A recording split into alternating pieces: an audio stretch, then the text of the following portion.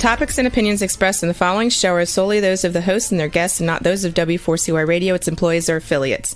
We make no recommendations or endorsements for radio show programs, services, or products mentioned on air or on our web. No liability, explicit or implied, shall be extended to W4CY Radio or its employees or affiliates. Any questions or comments should be directed to those show hosts. Thank you for choosing W4CY Radio. Draw me close to you, never let me go, and lay it all down again, to hear you say that I'm a friend. Good day. The Almighty Creator desires a deep personal relationship with you. My name is James Robertson. I'm a researcher, publisher, and teacher regarding the matters and truths of the Almighty Creator, whose true name is Yah, the eternally self-existing. I've been actively serving him since 1993, over 31 years. If you're not actively serving Yah, then by default, you are serving Satan. My objective is to show you how you can make a big difference on earth and qualify for a position of high esteem in heaven for eternity. It is important to understand that as a believer, just being good is not the point. It is relationship with Yah that counts. Without this, you will be in a very unpleasant place in heaven with no way out. My aim is to show you how to get close to Father. If you're a good person without a clear relationship with Yah, then you're in a spiritual no man's land and will not enter heaven when you die. The Creator has said regarding unbelievers, why would I want someone to spend eternity with me when they do not believe I exist? Yah is calling everybody on the planet to be involved and serve him and help him to have victory over Satan. My goal is to show you how to do this. Fundamentally, we each need to learn to see things on earth from Yah's perspective. My aim is to teach you how. Please visit my website at www.endtimeissueministries.org. That's endtimeissueministries, one word, .org. Or email me on James, James, at endtimeissueministries.org. Today we're going to talk about Where Will You Spend Eternity, Part 13. Overview of today's broadcast. We're continuing to look at what is required in order to qualify to sit on a high throne for eternity. We'll continue to look at the subject of towards the judgment seat and throne. We will then consider the cup of Yeshua. 99 out of 100 are lost. Will you seek to love and save the lost? We will then look at the demographics of the kingdom as at the 25th of December 2015, and close with an important update, April 2024. Finally, we'll look at the state of your relationship with the Almighty Creator. So this broadcast is based on the article 2024-0103, Where Will You Spend Eternity, with commentary on the Final Quest, 3rd edition, Part 13. The book was originally written in 2003, and it's been refreshed twice. We're continuing to look at towards the judgment seat and throne, and we're basing these comments on the book The Final Quest by Rick Joyner, where he reports a series of visions where he was taken into heaven. I believe that this book and these visions are amongst the most important items that we have accessible to believers in this age. So I'm quoting verbatim from that book and commenting on that. So on page 114, paragraph 5, that's referencing the version of the book that I read and marked up, and that's available as a scanned set of images on my website. If you go to the ETI Bible version webpage, and then under that you'll find the Final Quest, and under that you'll find the scanned copy of the book. And then on page 115, paragraph 1, Jonah reports, as I continued towards the judgment seat, I began to pass those who were of higher rank in the kingdom. Their glory was unspeakable, and their victory encouraged me that it was possible to stay on the path of life and to serve Yah in faithfulness. Those who stumbled in many different ways. Those who prevailed all did it the same way. They did not deviate from their devotion to the first and greatest commandment, loving the Almighty. By this their service was done unto him, not to men, not even for spiritual men. So we pick up where we left off after saying that truly this treasure, what we've just described, is a treasure that is worth seeking to obtain, a treasure that warrants the sacrifice of obedience and love in this life. The following passage from the final quest indicates that there are various levels of throne. Page 116, paragraph 1. Jonah reports, as I approached the judgment seat of the anointing of Yah, Christ, those in the highest ranks were also sitting on thrones that were all a part of his throne. Even the least of these thrones was more glorious than any earthly throne, many times over. Some of these were rulers over cities on earth who would soon take their places. Others were rulers over the affairs of heaven, and others over the affairs of the physical creation, such as star systems and galaxies.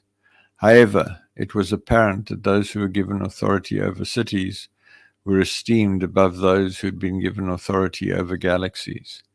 The value of a single child surpassed that of a galaxy of stars, because the Holy Spirit dwelt in men, and Yah, the eternally self-existing, had chosen men as his eternal dwelling place. In the presence of his glory, the whole earth seemed as insignificant as a speck of dust, and yet it was so infinitely esteemed that the intention of the whole creation was upon it. So Jonah calls it the judgment seat of Christ. The correct translation of the word Christ is the anointing of the Spirit of Yah. So that's the Spirit of Yah in you as a believer that will judge you at the end of your life. The passage that I've just read indicates that the majority of people who have so far qualified to sit on high thrones for eternity do not conform to human perspectives of who would qualify. On 117.2, it is stated that it was both awesome and relieving to stand before the judgment seat, and that in the vision Jonah had passed the point, quote, past the point where I was concerned if the judgment was going to be good or bad. I just knew it would be right and that I could trust my judge. It speaks to us in this life as well. Are we willing to trust the Almighty to judge us in this life? You have a choice. You can not ask him, which is what just about everybody does, or you can ask him by praying the prayer that I've shared previously: judge me severely, correct me harshly, that I may serve you more perfectly.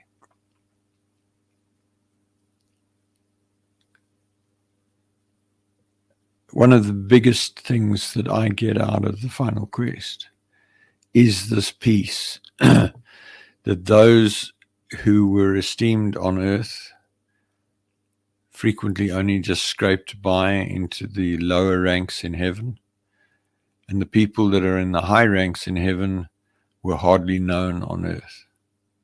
It's sobering. If you're running around doing church stuff or mosque stuff or synagogue stuff or whatever, just check it out. You may not be doing Yah's will.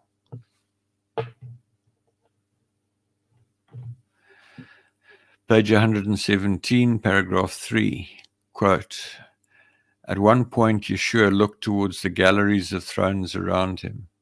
Many were occupied, but many were empty. He then said, these thrones are for the overcomers who've served me faithfully in every generation. My Father and I prepared them before the foundation of the world. Are you worthy to sit on one of these? Joyner reports in page 117, paragraph 4, he reports that, quote, I looked at the thrones. I looked at those who were now seated. I could recognize some of the great heroes of the faith, but most of those seated I knew had not been well known on earth. Many I knew had been missionaries who had expended their lives in obscurity. They'd never cared to be remembered on earth, but wanted only to be remembered by him. I was a bit surprised to see some who'd been wealthy, or rulers who'd been faithful with what they'd been given. However, it seemed that faithful praying women and mothers occupied more thrones than any other single group. Really important, and this just elaborates on the point that I made a minute ago.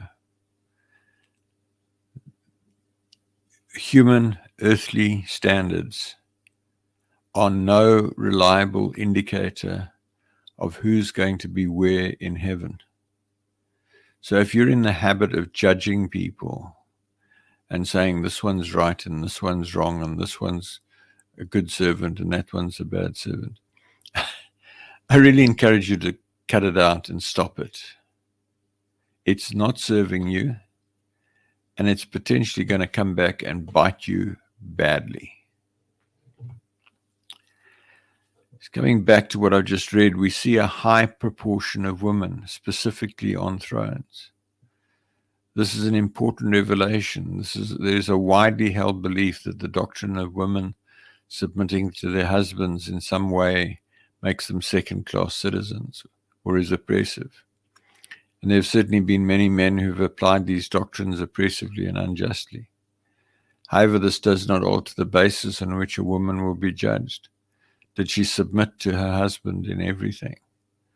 This vision of many women on thrones clearly nullifies beliefs that women are second-rate citizens.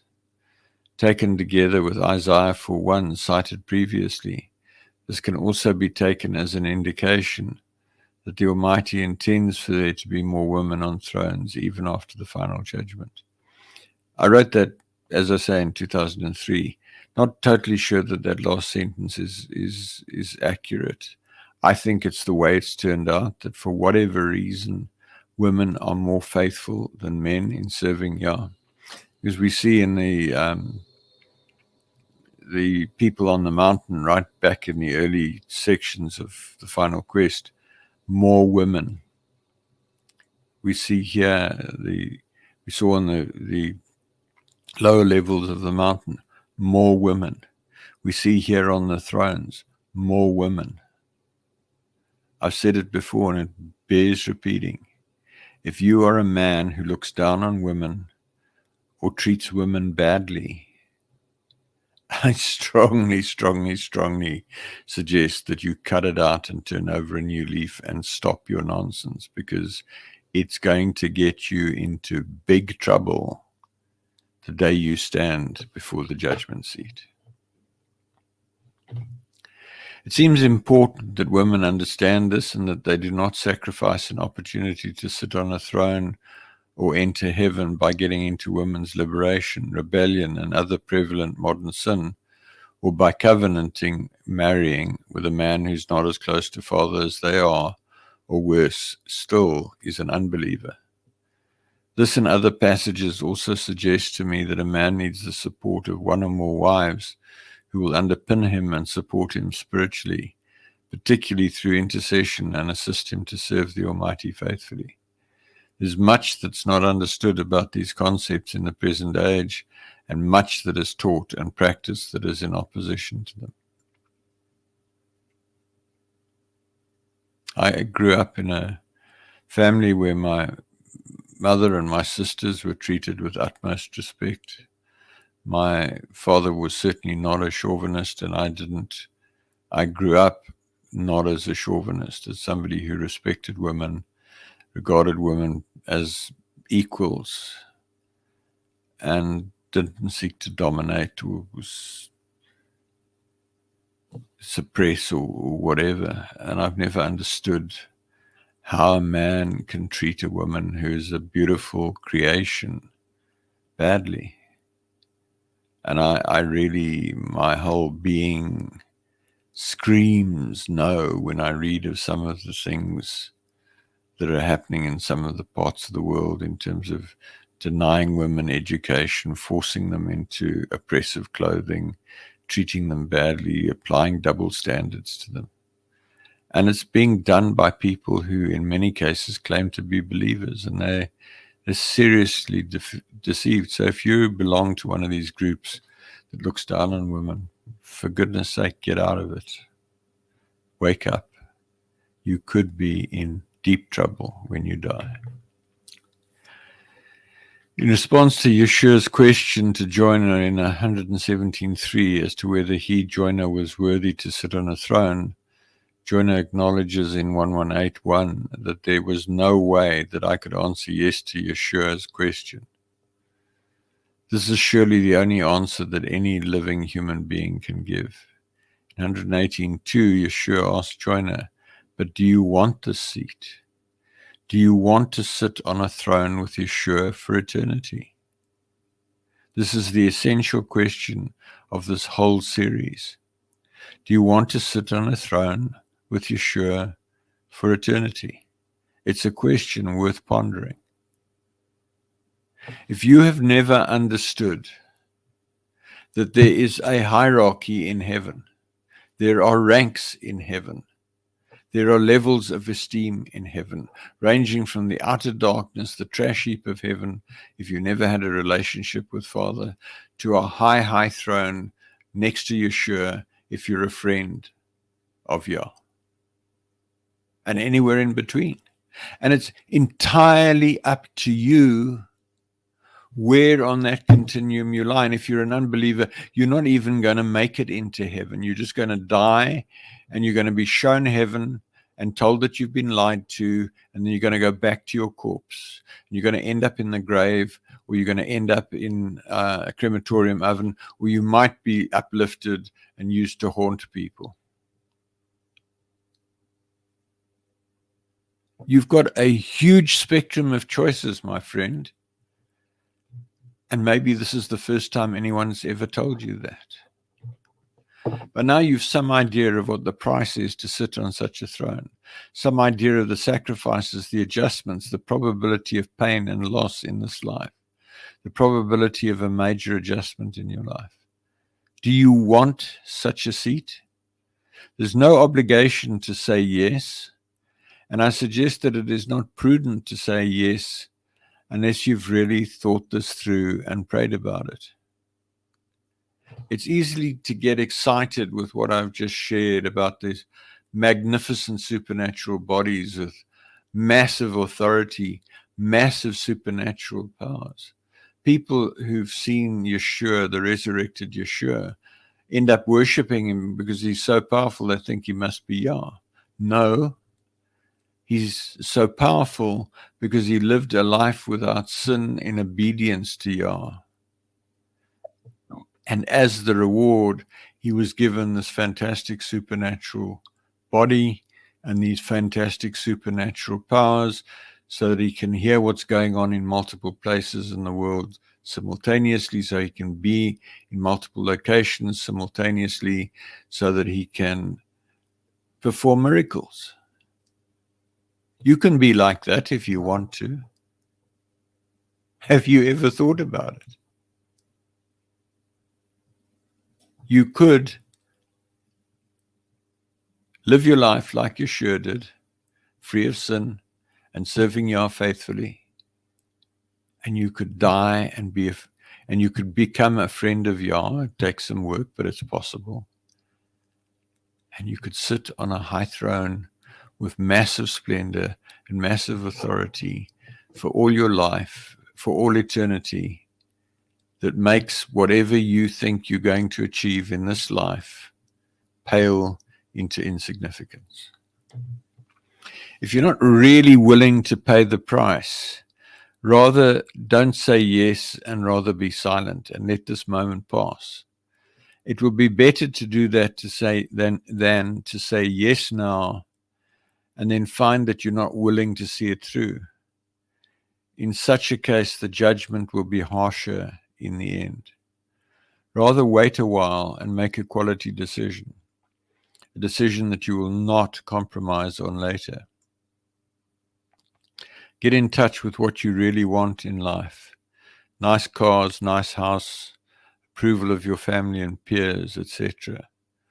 Or do you want, quote, well done, thy good and faithful servant, come up higher on the day of your judgment?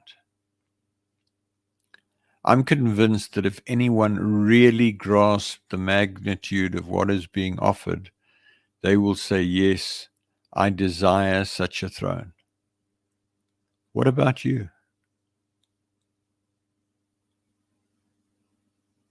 To me, it's no contest. It's taken me many years. I first read The Final Quest in 1998. It's taken me many years to get to a place where I really, really think that I've got it.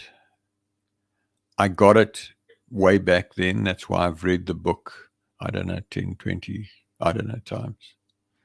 It's why I'm currently rendering it and correcting key errors and commenting on it. It's why I incorporated it into this article way back in 2003. The following extract from The Final Quest gives some indication of what the Almighty might say to you if you say yes. On page 118, paragraph 3, Joyner replies, I do with all of my heart. On 118.4, Joyner reports, quote, Yeshua then looked at the galleries and said, those empty seats could have been filled in any generation. I gave the invitation to sit here to everyone who's called on my name. They're still available. Now the last battle has come, and many who are last shall be first.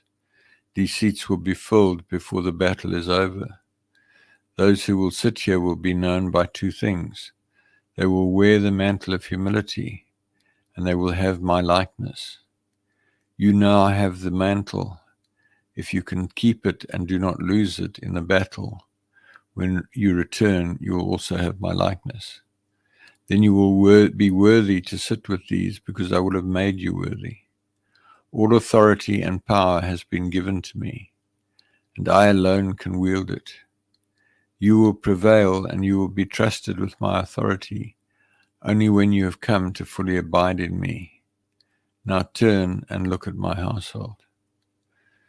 This was originally given to Joyner in 1993, published, I think, in 1994.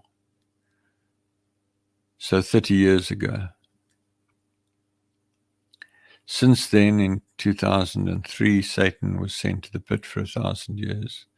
The dispensation changed. We now live in a situation where the number of people serving Yah is rapidly reducing. And the big question is, will there be anybody left at the end of the millennium to call for Yeshua to return, which requires that they're free of sin and in right standing with Yah. On page 118, paragraph 5, Joyner says, I turned and looked back in the direction I'd come from. From before his throne, I could see the entire room. The spectacle was beyond any comparison in its glory. Millions filled the ranks. Each individual in the lowest rank was more, page 119, paragraph 1, more awesome than an army and had more power. It was far beyond my capacity to absorb such a panorama of glory. Even so, I could see that only a very small portion of the great room was occupied. It's my understanding that this is still the case today, and it's my understanding that unless something radically changes, it will be the case at the end of the age. What has to change?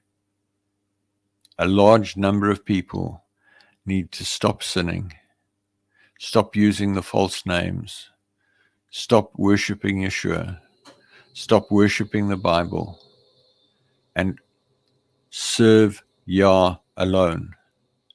Love Yah with all your heart, with all your mind, with all your soul, with all your strength.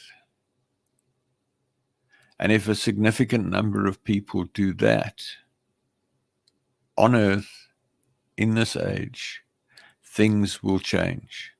That's my goal. I ask you to enroll with me to help me. You don't have to tell me you're doing it. Just start praying along the lines of what I've set out on the website. So we move on. The next section, the cup. 99 out of 100 are lost. Will you seek to love and save the lost? Page 119, paragraph 2. I then looked back at Yeshua and was astonished to see tears in his eyes. He'd wiped the tears away from every eye here except his own. As a tear ran down his cheek, he caught it in his hand and he then offered it to me. 119.3, quote, "This is my cup. Will you drink it with me?" Unquote. It seems to me that this is the same question that will be asked of every person who seeks to sit on a throne for eternity. Whether you find yourself called to reach millions, or whether you're called to reach a small number who will qualify for high thrones and by so doing will acquire the power and authority on earth to radically change things, is partly up to you, and it's partly up to what Father has planned for you. And that's a function of what you've done up to this moment in time. The question you need to ask yourself is, am I prepared to make a difference? Am I prepared to do whatever Yah asks me to do, no matter how much of a challenge it is? It's not easy, but the reward is huge, and that makes it worthwhile. Page 119, paragraph 4, Jonah says, "There was no way that I could refuse him. As Yeshua continued to look at me, I began to feel his great love. Even as foul as I was, he still loved me. As undeserving as I was, he wanted me to be close to him. Then he said," quote, on page 119, paragraph 5, "I love all of these with a love that you cannot now understand. I also love all who are supposed to be here but did not come. I've left the 99 to go after the one who is lost. My shepherds would not leave the one to go after the 99 who are still lost. I came to save the lost. Will you share my heart to go to save the lost? Will you help to fill this room? Will you help to fill these thrones and every other seat in this hall? Will you take up this quest to bring joy to heaven, to me and to my Father? This judgment is for my own household, and my own house is not full. The last battle will not be over until my house is full. Only then will it be time for us to redeem the earth and remove the evil from my creation. If you drink my cup, you will love the lost the way that I love them."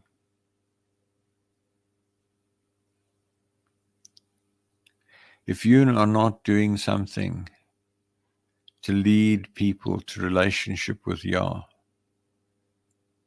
being as I'm doing, encouraging people to seek to become friends and overcomers, or be it just to get people to believe at any basic level, understanding that just going out and having a so-called crusade and having an altar call and having tens or hundreds or thousands of people play some simple prayer of salvation and then going away and leaving them to figure it out for themselves, it's just populating the outer darkness. Yah's tired of that. He doesn't want it anymore. So 99% of all who should have been in heaven at the time that Jonah was there were not.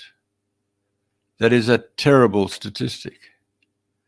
As mentioned above, in the current age, the situation for the current generation is worse.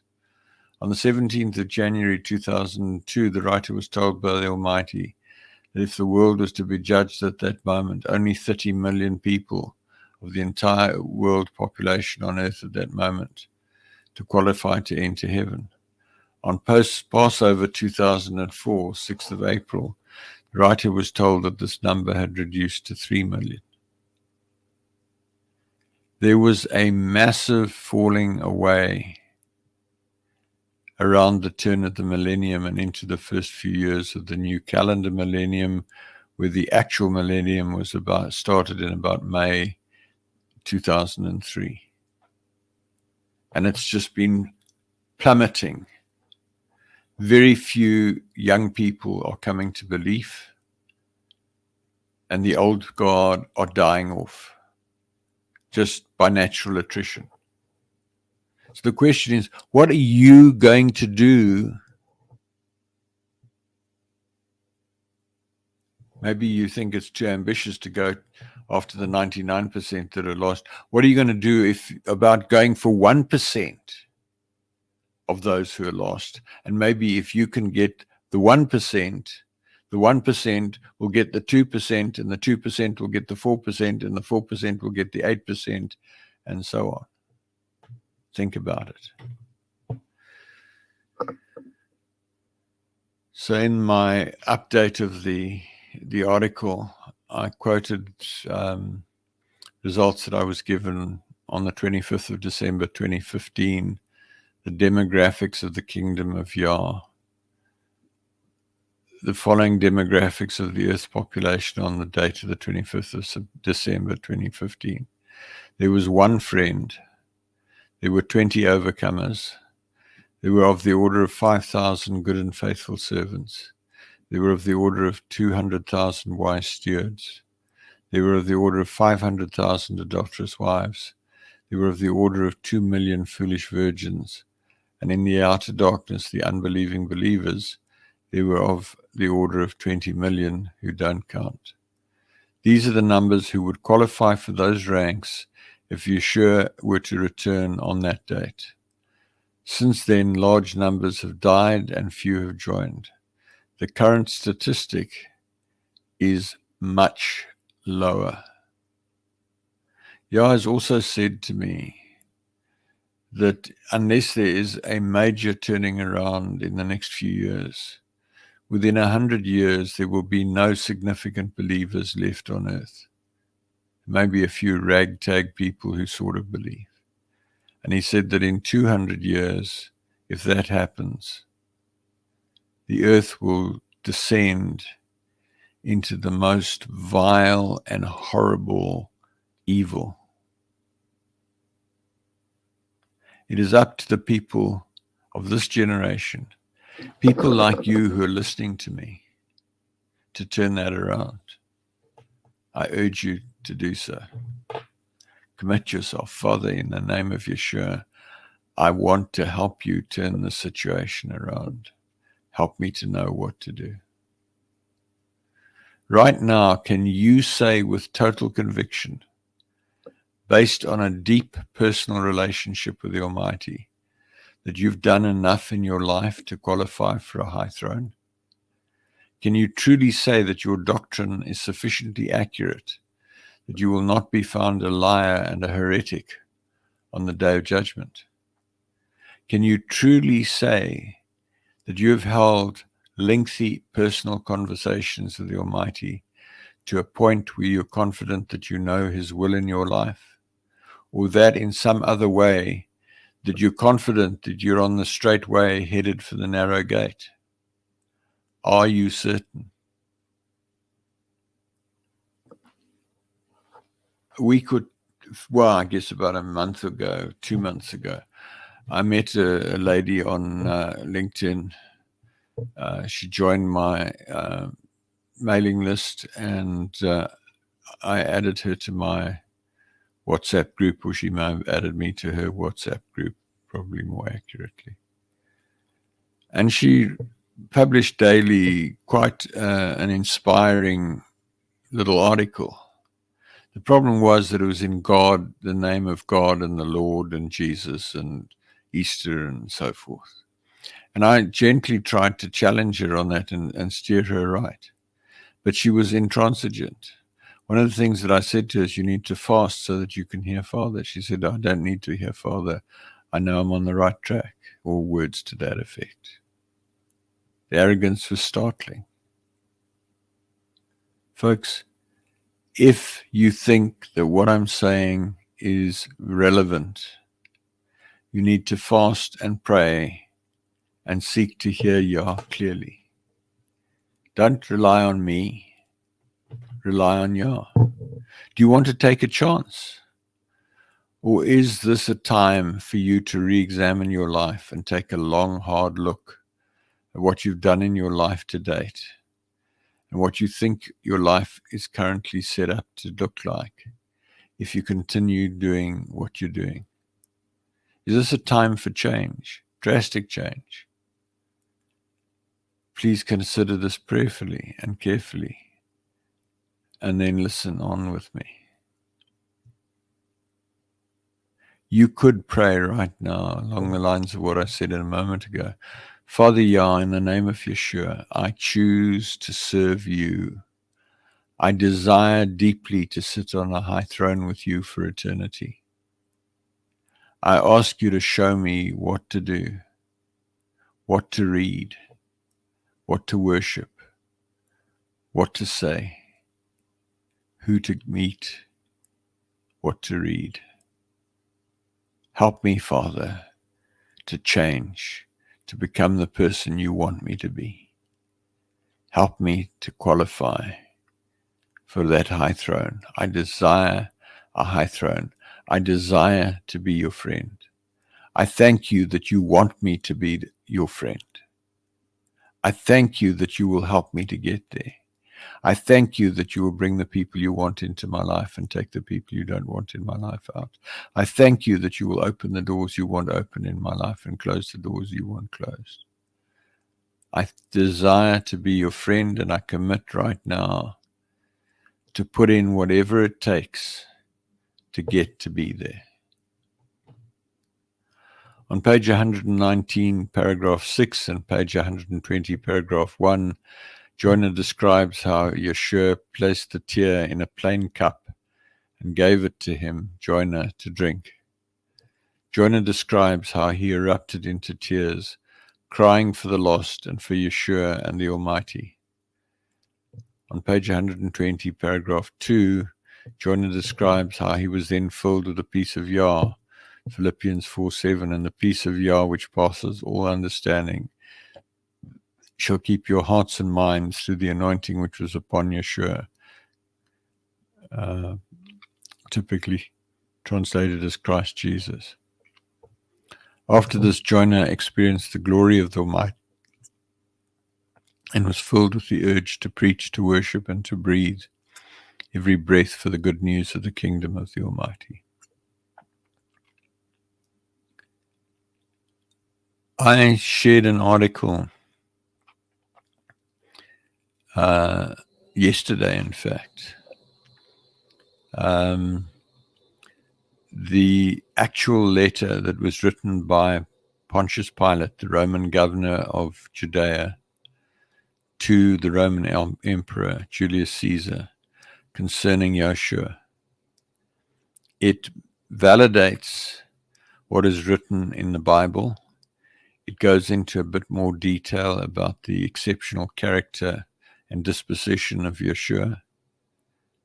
The key point is that it clearly evidences that Yeshua really did exist and really did what is attributed to him. At the end of reading that article, I erupted in tears, sobs, begging Father to help me to change things. That article is on the website. I encourage you to read it and do whatever you find to do after you've read it. An important update on April 2024. In April 2023, I published an article, 2023-0408. The Almighty Creator, Yah, is indifferent to unbelievers. There's a web page of that name. It is now my understanding that primarily Yah is looking to recruit existing believers to become overcomers and friends and grow in relationship with Him. He's lost interest in evangelism that fills the outer darkness. This must be seen in the context of Satan having been sent to the pit for 1,000 years on the 3rd of May 2003. See the article 2010-09-07b, Satan sentenced to 1,000 years in the pit on the 3rd of May 2003. Web page, Satan to the Pit.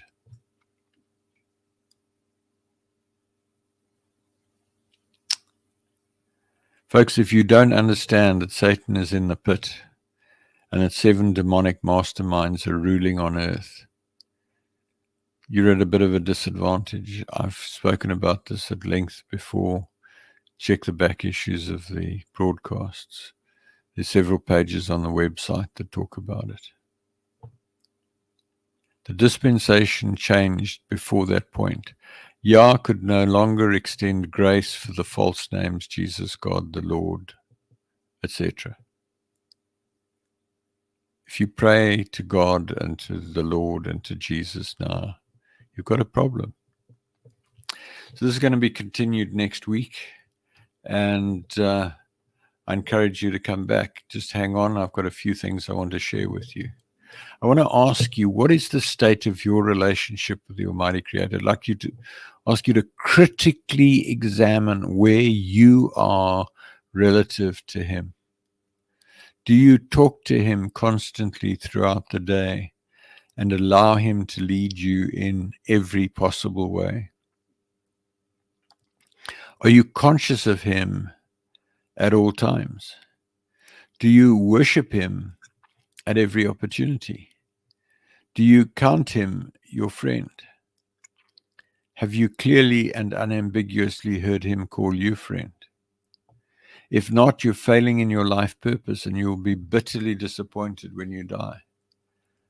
I sincerely hope that as a result of this series of broadcasts, I have challenged you to perform due diligence on your life, to ask yourself critical questions, questions that I've already given you, to really think deeply about what you want for the rest of your life, and more particularly what you want for eternity. Please feel free to email me, james@endtimeissueministries.org. I will be delighted to help you. There's much information on the website. I encourage you to go and dig. There's over, I don't know, something like 25 years of writings there on all sorts of topics. May well find the answer to your questions there. In closing, thank you for listening. Please send me your questions to james@endtimeissueministries.org. Please email me to join the mailing list at james@endtimeissueministries.org. If you desire to draw close to the Almighty, please let me know, and we can connect by Skype, Zoom, Teams, email, or telephone so that I can help you with your journey. I hope to connect with you again next week when I will continue to explore how to become a friend of the Creator.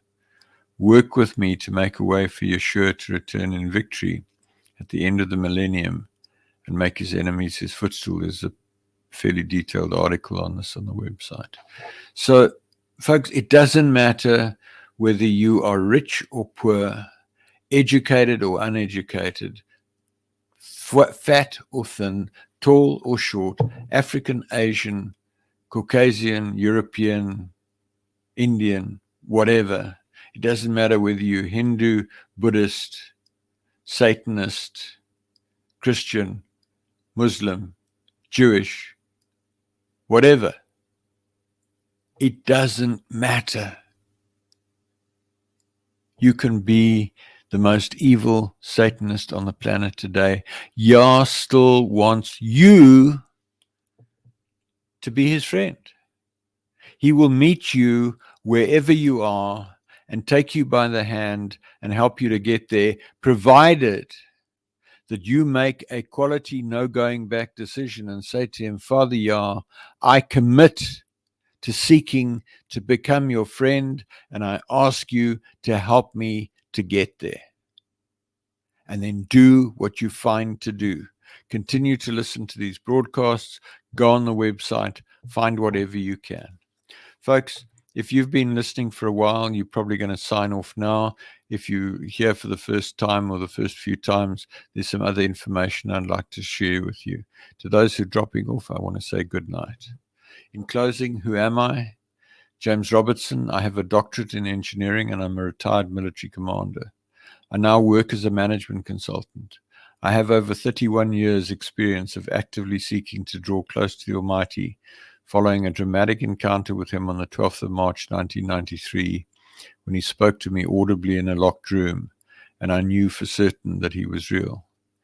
In learning about Father, I applied my deep-seated aversion to failure born out of an accident in early childhood, coupled to my engineering and military training of rigor and preventing failure, to my seeking of knowledge about Father.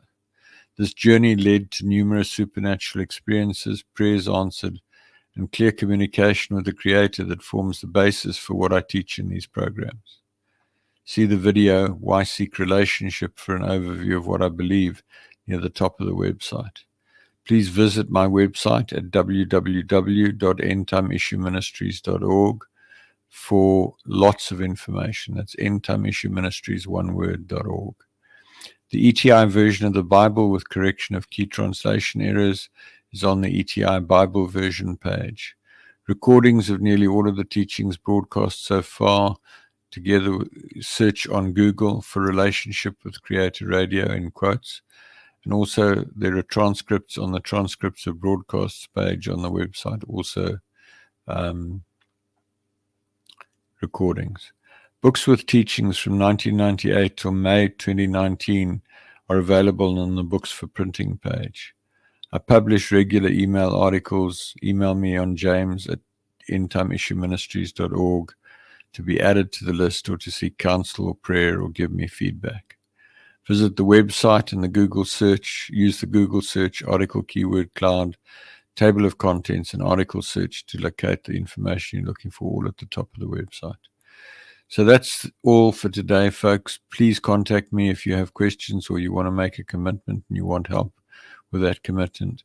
And I'm going to say to you right now, good night, go well, be blessed. Father, I come to you, lifting up my hands. By your grace I stand, just because you love me. I know your favor. Hi, I'm James Robertson. I want to ask you, where will you spend eternity? And I want to ask you if you know what is required in order to qualify to sit on a high throne for eternity. Note that heaven is a highly desirable place to spend eternity, and there are horrible alternatives. If you're not actively seeking a high throne for eternity, you're missing the point of your existence.